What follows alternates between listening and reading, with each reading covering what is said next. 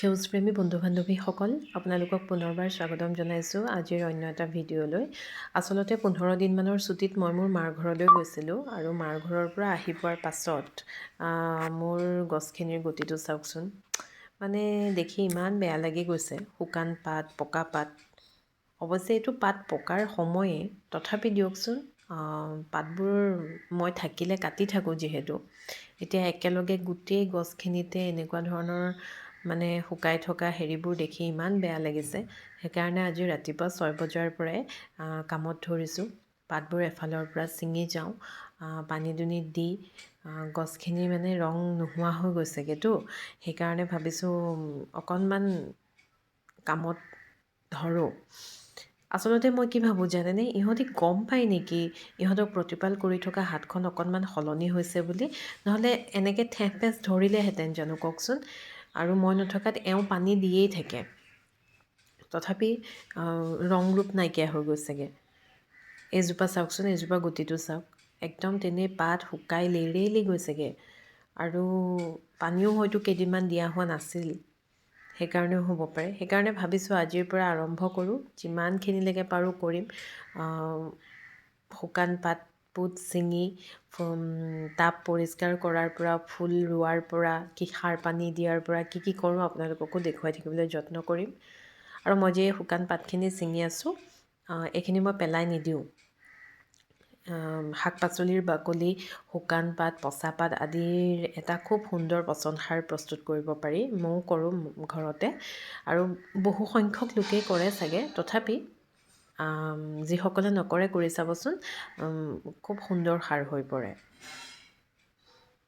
আচলতে পাত ফুটবোৰ এনেকৈ লেৰেলি থাকিলে দেখিবলৈ বৰ বেয়া দেখি। আৰু এইখিনি গোটেই ফুলখিনিৰ পৰা মই ইমানখিনি শুকান পাত পুত উলিয়ালোঁ।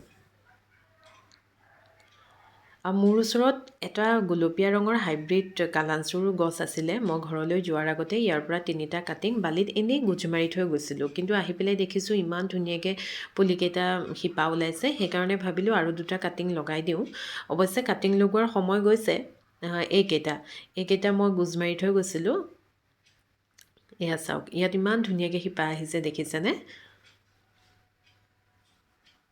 এইজোপাৰ শিপাখিনিও বৰ ধুনীয়াকৈ ওলাইছে। আৰু এইকেইটা মই এনেকৈ ইয়াত গোজ মাৰি দিলোঁ। এতিয়া ভাবিছোঁ যিকেইটা কাটিং মই লগাই থৈ গৈছিলোঁ সেইকেইটা মই এটা এটা পটত দি দিওঁ বুলি ভাবিছোঁ। তেতিয়াহে হয়তো সময়ত ফুলিবগৈ। আৰু তাৰ কাৰণে মই অলপমান কেঁচুসাৰ লৈছোঁ, গোবৰ সাৰো ল'ব পাৰে। আৰু এনেদৰে মাটি লৈছোঁ, বালিয়া মাটি, আৰু ধানৰ পতান লৈছোঁ। কোকোপিট বা পাৰ্লাইট তেনেকুৱা ধৰণৰ বস্তুবোৰ ইয়াত নিদিলেও হৈ যায়। আৰু চাফ ফাংগিচাইড পাউডাৰটো মই ব্যৱহাৰ কৰিছোঁ। যিসকলৰ চাফ ফাংগিচাইড পাউডাৰটো নাথাকে তেখেতসকলে গুড়ি হালধি এচামুচমান দি দিলেও হয়। যিহেতু পোক পৰুৱা অনেক কিবাকিবিয়ে আমাৰ ফুল পুলিবোৰ অপকাৰ কৰিব পাৰে, সেইকাৰণে দিব লাগে। আৰু মই এনেদৰে মাটিখিনি মিলাই এতিয়া কালাঞ্চুৰ পুলিকেইটা ৰুই ল'ম। পুলিকেইটা ৰুবৰ কাৰণে মই এনেকুৱা ধৰণৰ এটা এটা পটেই ব্যৱহাৰ কৰিছোঁ, যিহেতু ফুলক বৰ বেছি ডাঙৰ পট নালাগে। আৰু পটটোৰ তলত এনেকৈ থাৰ্মকলৰ 2 টুকুৰামান দি শুকান পাত দিলেও হয়। এনেকৈ মই ৰুই ল'লোঁ।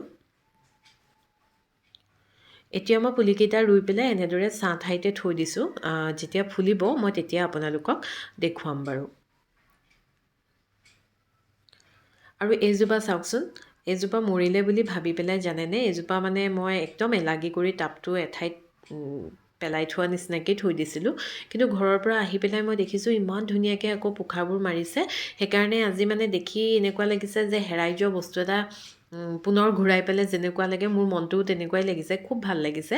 আৰু সেইকাৰণে আজি এইটোৰ বন এইবিলাক চাফ চিকুণ কৰি মই আকৌ টাবটো ৰং বিৰং কৰি পেলাব লাগিব, ধুনীয়াকৈ ৰাখিম। পৰৱৰ্তী সময়ত মই আপোনালোকক দেখুৱাম বাৰু। দেখি খুব ভাল লাগিছে। গতিকে ভিডিঅ'টো ইমানেই আছিল। যিসকলে ভাল পালে ছাবস্ক্ৰাইব কৰিব। ধন্যবাদ।